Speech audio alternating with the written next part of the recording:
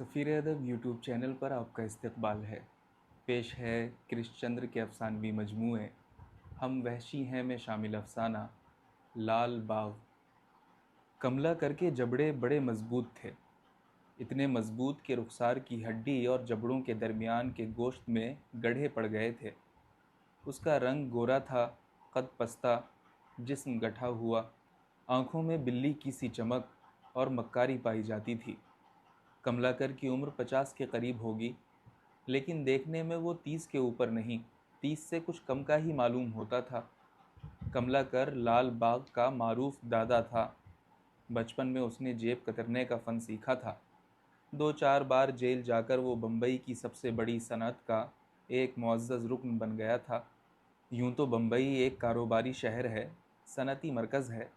यहाँ मिलें, फैक्ट्रियाँ, तिजारती गोदाम सब कुछ मौजूद हैं, लेकिन लोहा, काटन, तेल, कागज़ और अनाज के काले व्यापार से बढ़कर भी जो सनअत यहाँ कमाल को पहुँची हुई है, वो जराइम पेशा लोगों का कारोबार है। इसमें करोड़ों रुपयों का लेन देन होता है और मालाबार हिल से लेकर मदनपुरा की झोंपड़ियों तक इसके भुगतान करने वाले फैले हुए हैं। कमलाकर इसी मुअज़्ज़ज़ सनअत का एक फ़र्द था और लाल बाग में दादागिरी करता था। दादागिरी आसान काम नहीं और करने से नहीं आती। हिंदुस्तान और पाकिस्तान का गवर्नर जनरल बनना आसान है, लेकिन लाल बाग का दादा बनना आसान नहीं। कमलाकर ने ये ताज 50 बरस की काविशों के बाद हासिल किया था। बचपन में वो अपने माँ बाप के साथ कारादर से मुंबई आया था।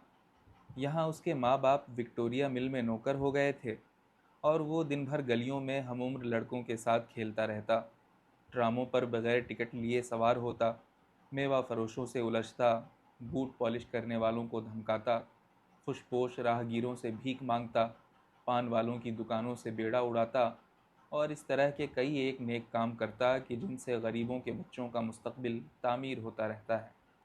फिर एक मेहरबान ने तरस खाकर उसे जेब कतरने का फ़न सिखा दिया और अपनी दानिस्त में उसे राह रास्त पर डाल दिया। ये रास्ता उसे 3-4 बार जेल ले गया। पहली बार जब वो रिफॉर्मेटरी स्कूल गया तो उसे अपना गांव याद आया। उसे छोटे छोटे मुर्गी के चूज़े याद आए जिनसे वो अपने घर के आंगन में खेला करता था। उसे वो नदी किनारे जाम का पेड़ याद आया जहाँ वो हसीन और परी जमाल गिलहरियों की उछल कूद से महजूज हुआ करता था।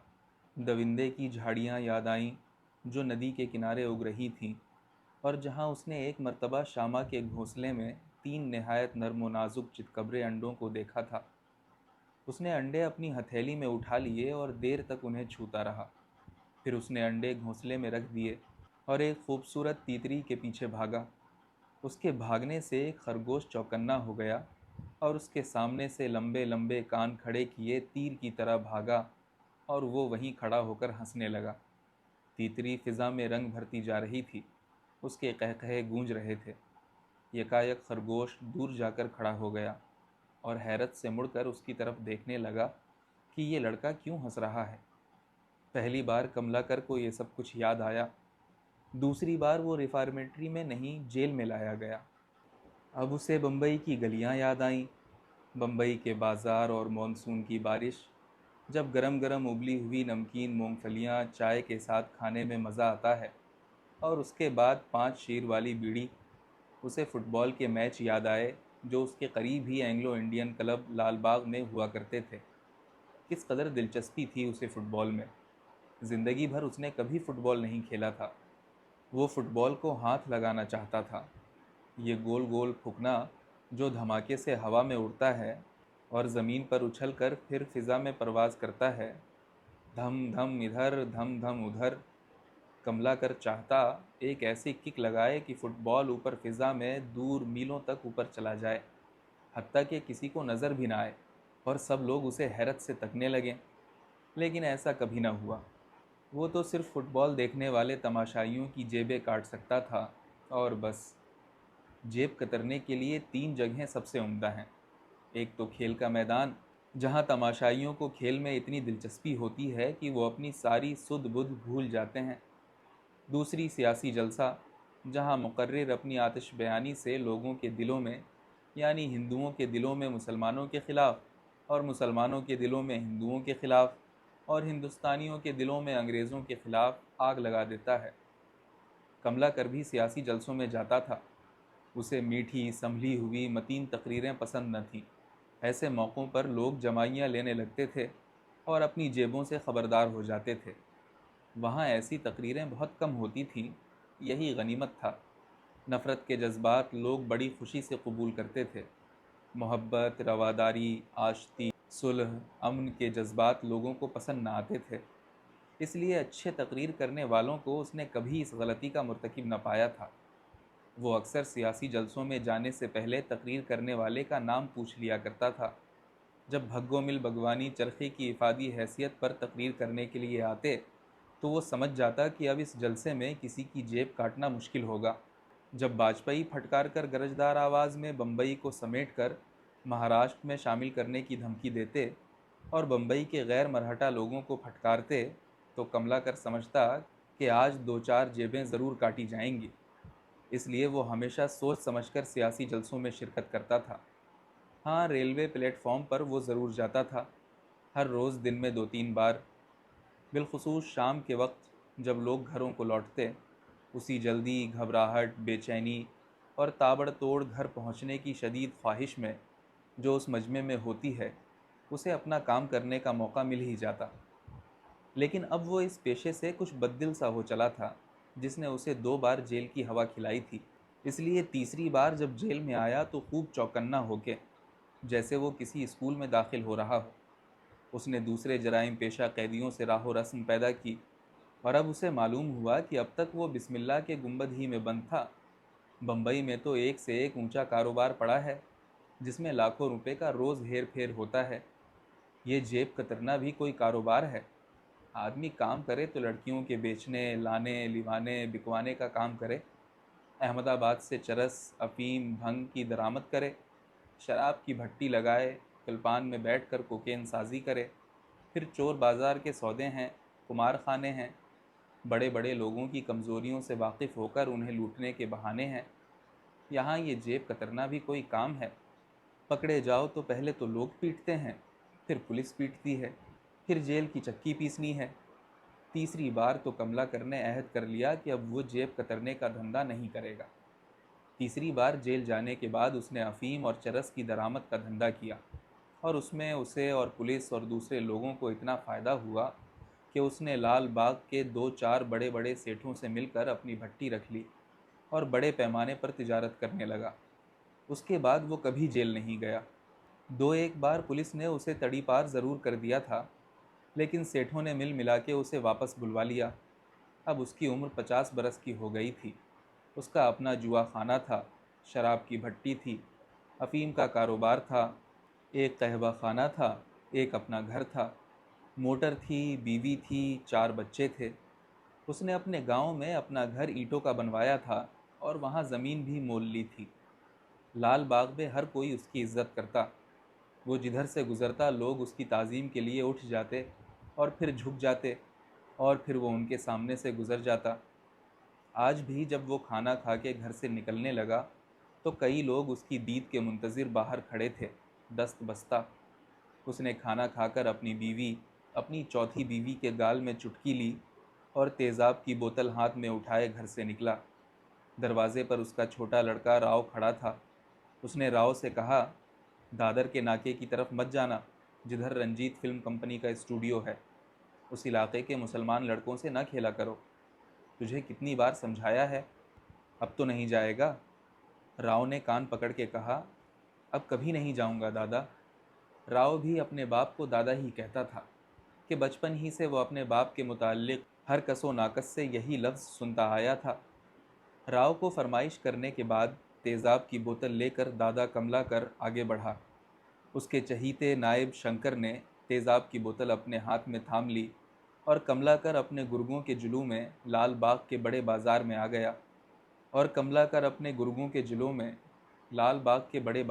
گیا یہاں کل رات سے بہت گڑبڑ تھی۔ گو بمبئی میں ہندو مسلم فساد 1 سال سے جاری تھا، لیکن کل رات سے جھگڑا بہت بڑھ گیا تھا۔ کملاکر فساد ہو جانے سے بہت خوش تھا، کیونکہ جب امن ہو جرم کا کاروبار ذرا ٹھنڈا پڑ جاتا ہے، پولیس بھی زیادہ ہوشیار ہو جاتی ہے और फसाद में किसी को ये होश नहीं होता कि कल का राशन कहाँ से आएगा। चर्स और अफ्यून के खेप कौन पकड़ सकता है। दादा कमलाकर का कारोबार फसाद की वजह से बहुत अच्छा चल रहा था। सेठ पहले से ज़्यादा मेहरबान हो गए थे। उनकी हिफाजत के लिए उसने हज़ारों रुपए हथिया लिए थे और सैकड़ों नौजवान हिंदू छोकरों का पेट भरता था। दूसरी सूरत में ये शरीफ लड़के मिलों में जलील मजदूरी करते और सुबह शाम रगड़ते होते। अब तो चैन था और अच्छा खाना था और जेब में आला सिगरेट और रात को शराब और लड़कियां और लोगों के दिलों में वो डर जैसे हिटलर के साहिबजादे चले जा रहे हों। ये फसाद ज़िंदगी भर रहे तो क्या बुरा है। शंकर ने कमलाकर के कान में कहा, रात को 4 मुसल्ले गिराए। कमलाकर ने उसकी पीठ ठोंकी। शाबाश। फिर रुक कर कहा, कौन कौन है वो? अभी उनकी लाश नहीं उठवाई, चलिए दिखाता हूँ।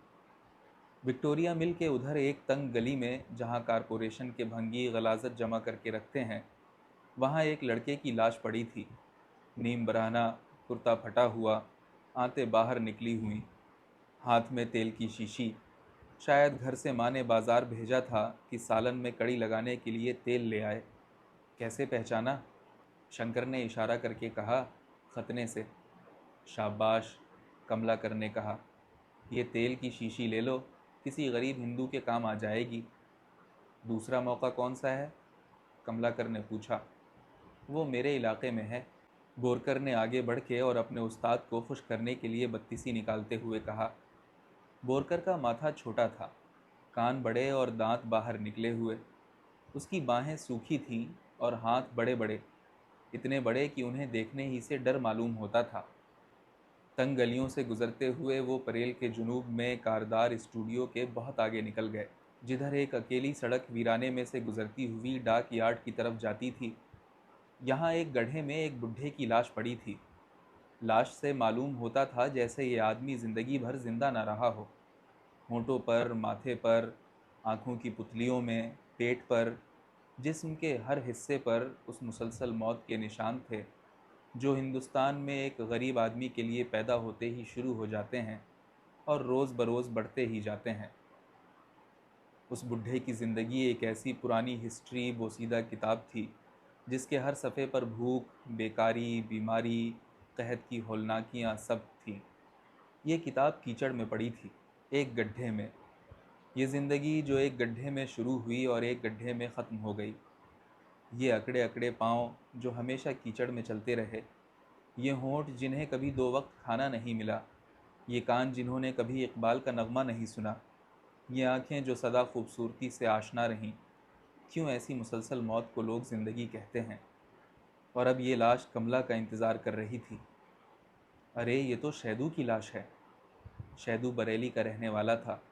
बम्बई के लाल बाग में 30 बरस से मूंगफली बेचता था। इतना पुराना था वो कि ट्राम वाले और मज़दूर और दुकानदार और मुंशी लोग और गुजराती सेठों के मुनीम और सूदखोर पठान भी उसे जानते थे। वो इतना पुराना था जैसे बस का स्टैंड या विक्टोरिया मिल की घड़ी या ईरानी का रेस्टोरां। लाल बाग उसके बगैर नामुकम्मल था। मूंगफली भूनने, तलने और उसे खुश अखलाकी से बेचने में उसे कमाल हासिल था। उसकी ज़िंदगी हिंदुओं के साथ बसर हुई थी। उन्हीं के साथ उसने अपना लड़कपन, अपनी जवानी और अपना बुढ़ापा बसर किया था। उसी मोहल्ले में उसकी शादी हुई थी और गुजराती सेठों ने 500 रुपये से उसकी मदद की थी। उसी इलाके में उसके बीवी बच्चे बेखौफ व ख़तर घूमते थे। वो लाल बाग की तख्लीक थे, उसके माहौल का हिस्सा थे, उसकी खुशियों गमों के वारिस। वो उसे छोड़कर कहाँ जा सकते थे? जब फसाद शुरू हुआ तो बहुतेरे मुसलमानों ने उससे कहा कि वो लाल बाग छोड़कर चला जाए, लेकिन शैदू ने हंसकर टाल दिया। मैं अपने भाई हिंदुओं में हूँ, कोई मुझे क्या कहेगा। अभी 2 रोज़ हुए कमलाकर ने भी उससे यही कहा था। शैदू मियाँ, हम तो उन मुसलमानों के ख़िलाफ़ हैं जिन्होंने हमारे देश के टुकड़े टुकड़े कर दिए हैं। तुम तो अपने आदमी हो, तुम्हारा कोई बाल बेका नहीं कर सकता। कमलाकर आगे बढ़ गया। उसने बोरकर से कहा, अरे इसे क्यों मारा? बोरकर ने कहा, क्या करता, अपने इलाके में अब यही बाकी रहा था और मुझे 50 रुपयों की ज़रूरत थी। कमलाकर ने जेब से 50 रुपये निकाल कर उसे दिए। सेठ अगले हफ्ते से 50 के 25 करने वाले हैं, क्योंकि सेठ बोलते थे اب مسلمانوں کو مارنے والے بہتیرے آدمی مل رہے ہیں۔ میں نے کہا سیٹھ، لال باغ میں دوسرے آدمی نہیں آ سکتے، اور میرے آدمی تو ایک مسلمان کے مارنے کے 50 روپیہ لیں گے۔ 50 روپے! شیدو کا گھر، شیدو کی بیوی، شیدو کے بچے، 50 روپے! بھنی ہوئی مونگ پھلی کا کرارا ذائقہ، بارش کی پھوار، شیدو کی ملائم آواز، مونگ پھلی لے لو، 50 روپے! ایک چھوٹا سا دیا، ایک چھوٹا سا ٹمٹماتا ہوا دیا، 4 آنے میں صبح و شام کا کھانا، اللہ کا شکر، بچوں کے بھولے بھالے چہرے، بیوی کی نرم مہربان مسکراہٹ، 50 روپے! رات کے گرم لحاف میں فرش پر خاموشی سے سو جانا، بچوں کے سانسوں کی مدھم آوازیں، ننھے کے ملائم ہاتھ شیدو کی داڑھی سے کھیلتے ہوئے، کھیلتے کھیلتے باپ کی آغوش میں سو جاتے ہوئے، 50 روپے! کملا کر کے دماغ کے اندر کسی تہ میں، کہیں دور گہری تہ میں ایک لمحے کے لیے ایک چبھن سی پیدا ہوئی، اور پھر لمحے دوسرے میں مر گئی۔ وہ آگے بڑھ گیا۔ سورت سنگھ نے کہا، ہسپتال کے پیچھے مزدوروں کے جھوپڑے میں ادھر۔ سرکاری اسپتال کے پیچھے کھلی زمین تھی اور تاڑ کے پیڑ تھے، اور بہت عرصے سے ایک مارواڑی سوداگر اسے بیچنا چاہتا تھا، لیکن اس زمین کی قیمت روز بروز بڑھتی چلی جا رہی تھی، اور وہ بیچارہ اس پریشانی میں تھا کہ اسے کب اور کیسے بیچے۔ جب اس نے یہ زمین خریدی تھی، اس نے 2 روپے گز کے حساب سے لی تھی، اور اب لوگ اس کے 10 روپے گز دینے کے لیے تیار تھے۔ اس نے سوچا وہ اسے بیچ دے کہ دوسرے روز کسی دوسرے سوداگر نے 11 روپے گز کے حساب سے زمین خریدنے کی بولی دی۔ تیسرے روز بھاؤ 12 روپے ہو گیا۔ بیچارہ مارواڑی بہت پریشان تھا کہ کیا کرے۔ متواتر 6 سال سے وہ اسے بیچنا چاہ رہا تھا، اور اسی وجہ سے نہ بیچ سکتا تھا کہ لوگ اس کے دام زیادہ ہی لگاتے چلے جا رہے تھے۔ اس اثنا میں یہاں بلوچ خانہ بدوشوں کا قافلہ آ کے آباد ہو گیا۔ کشمیری مسلمان آئے جو لکڑیوں کے گودام پر کام کرتے تھے، ڈاک یارڈ روڈ پر، اور پھر سود خوار پٹھان جو اپنے میلے واسکوٹ میں روپے سینے سے لگائے 100 روپے پر 100 روپے سود لینے کے لیے مزدوروں اور کلرکوں اور بیکار فلمی ادیبوں کی تلاش میں گھومتے تھے۔ اس خطے میں خیمے لگے تھے اور چھپر، اور کئی جگہ تو صرف درخت کے تنے سے تاڑ کے پتوں کی چھت لگا دی گئی تھی کہ بارش میں بھیگنے سے بچ جائیں۔ فساد کے دوران میں یہ بستی آہستہ آہستہ خالی ہوتی گئی، اور اب تو چند دنوں سے بالکل ہی خالی پڑی تھی۔ کملاکر نے پوچھا، سورت سنگھ، ارے وہاں تو اب کوئی نہیں رہتا؟ سورت سنگھ نے کہا، وہاں تو کوئی نہیں تھا۔ یہ 2 کشمیری مسلمان آئے تھے، میاں بیوی، اپنے کسی رشتہ دار کو پوچھتے ہوئے۔ مجھے لڑکوں نے بتایا۔ میں نے کہا آؤ تمہیں ان سے ملا دوں۔ بس میں انہیں ادھر لے گیا اور وہیں انہیں ختم کر دیا۔ چلیے ادھر تاڑ کے جھاڑ کی طرف۔ دونوں نوجوان تھے، کپڑے میلے کچیلے، ہونٹوں پر حیرت اور ڈر، اور ایک ایسا انجان بھول پن جیسے اپنی موت کا یقین نہ آتا ہو، جیسے ان کی زندگیاں کہہ رہی ہوں، ہمیں یہاں مرنا نہیں ہے، ہم تو ولر سے آئے ہیں، ہم شہد، زعفران اور سفید برف کے دیس سے آئے ہیں۔ ہمارے گاؤں میں آج سیب کے پھول کھلے ہوئے ہیں، اور مخملی سبزے کا فرش ہے، اور آڑوؤں کے سرخ پھولوں کے گچھے لٹک رہے ہیں، اور ناشپاتیوں کی شاخوں میں سبز چکنی چکنی پتیاں پھوٹ رہی ہیں، اور جہلم کا شفاف پانی نیلے پتھروں سے پھسلتا ہوا گنگنا رہا ہے۔ ہمیں ہماری زندگیاں واپس دے دو، ہم یہاں نہیں رہیں گے، ہمارا دیش کشمیر ہے۔ لڑکی کی نازک گردن میں شہرک پر زخم تھا، اور اس کے ماتھے پر کشمیر کی صبح رو رہی تھی، اور اس کے ہونٹوں پر پرائے دیس کی اوس تھی، اور اس کی نیلی آنکھوں کے جھرنے خاموش تھے، اور اس کا ہاتھ اپنے خاوند کے ہاتھ میں تھا، اور کشمیر کا شہزادہ اپنے صدیوں کے چیتھڑوں میں لپٹا ہوا اپنی غربت اور نکبت اور یاس کے باوجود اس قتل گاہ کے خونی تخت پر ایک عجب تمکنت سے سو رہا تھا۔ اس کا ایک ہاتھ اپنی بیوی کے ہاتھ میں تھا، اور دوسرا اکڑا ہوا ہاتھ ایک مجسم سوال بن کے فضا میں معلق تھا۔ اس کے جسم پر بہتیرے گھاؤ تھے، کیونکہ اس نے مدافعت کی کوشش کی تھی، اور مرتے دم تک اپنی محبوبہ، اپنی بیوی، اپنی زندگی کی عزت کو بچانا چاہا تھا۔